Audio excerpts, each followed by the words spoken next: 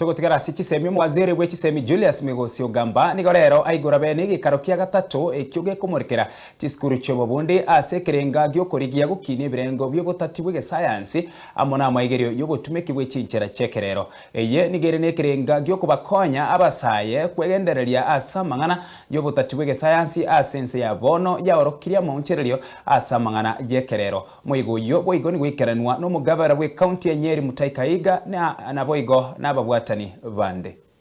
Honor to join you here today for this timely and strategic event. This is why the government has undertaken a bold step and deliberate reforms in the TVET sector, aligning training to industry, introducing the dual training model, operationalizing the recognition of prior learning, digitizing skills mapping, and investing in modern equipment and infrastructure across all our institutions.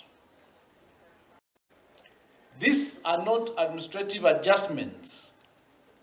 They are structural shifts designed to position Kenya as a serious player in the global skills economy and find expression in workshops, laboratories, enterprises, and communities.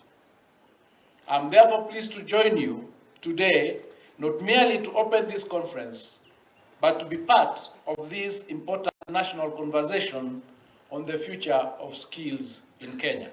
It is a pillar of skills development for the entire Mount Kenya region and far beyond. This great institution continues to produce highly skilled graduates in diverse technical fields who steadily feed the service and productive sector that form the backbone of our economy under the patronage and guidance of Dr. Mwangi. Of Chapter 55 of the Constitution has taken deliberate measures including targeted and affirmative programs to ensure that our young people access relevant education, practical training, and opportunities that prepare them for dignified livelihood.